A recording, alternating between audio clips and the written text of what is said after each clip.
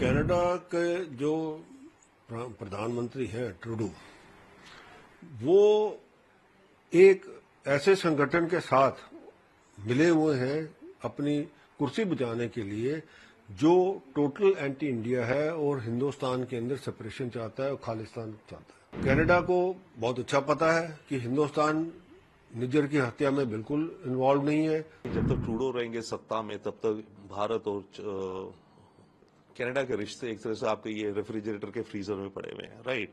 अब 72 ना हो वही एक्सपेक्ट हम कर सकते हैं। कनाडा में कोई भी पार्टी आएगी ना, अगर ट्रूडो गए भी तो जो कंजर्वेटिव आएंगी उनका भी वोट बैंक काफी हद तक खालिस्तानी सपोर्टर्स से भरा हुआ है।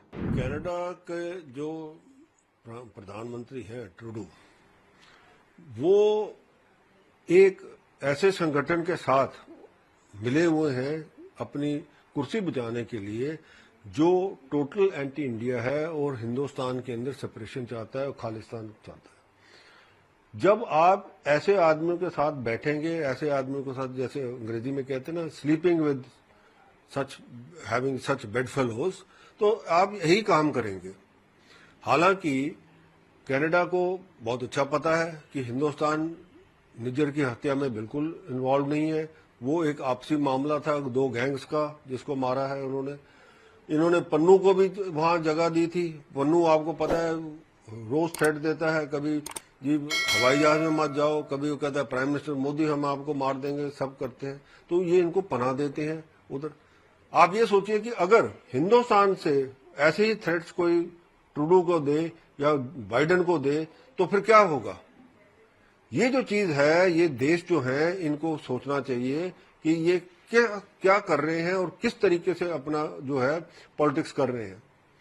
हिंदुस्तान ने आज तक किसी भी मुल्क में किसी की हत्या के लिए कोई ऐसा हुक्म नहीं दिया किसी को। अगर कोई है तो उसका प्रूफ दे, और जब से प्रूफ मांग रहे हैं उनसे, वो आज तक अभी तक प्रूफ नहीं मिला। उन्होंने एक बेचारा कोई है आदमी, उसको अरेस्ट किया सीआईए ने, और कहा जी ये है आदमी जिसने जी पैसे दिए थे, जिसने ये कराया था, जिसने वो किया था। तो बेसिक चीज ये है कि ट्रूडो जो है वो अपनी कुर्सी बचाने के लिए ये सारे बयान देता है। जब तक ट्रूडो रहेंगे सत्ता में तब तक भारत और कनाडा के रिश्ते एक तरह से आपके ये रेफ्रिजरेटर के फ्रीजर में पड़े हुए हैं, राइट। अब 72 ना हो वही एक्सपेक्ट हम कर सकते हैं, बट जिस हिसाब से ट्रूडो एक्ट कर रहे हैं वो तो और भी गिरेंगे। वन सेकेंडली, यस, ट्रूडो अभी काफी कमजोर कंडीशन में है। इनफैक्ट हो सकता है अपनी पार्टी के अंदर इनको बदल दिया जाए, या हो सकता है कि जब इलेक्शन हो, जल्दी हो जाए इलेक्शन और ऑपोजिशन पार्टी सत्ता में आ जाए, कंजर्वेटिव्स। परंतु एक बात मेरे विचार से हमें ध्यान रखनी चाहिए, कनाडा में कोई भी पार्टी आएगी ना, अगर ट्रूडो गए भी तो जो कंजर्वेटिव आएंगी उनका भी वोट बैंक काफी हद तक खालिस्तानी सपोर्टर्स से भरा हुआ है। कंजर्वेटिव्स का जो नंबर 2 व्हिप है इनकी पार्लियामेंट में, वो भी एक सिख जेंटलमैन है, और उन्होंने भी खालिस्तान की डिमांड को या काफी टॉपिक्स को जायज बताया है।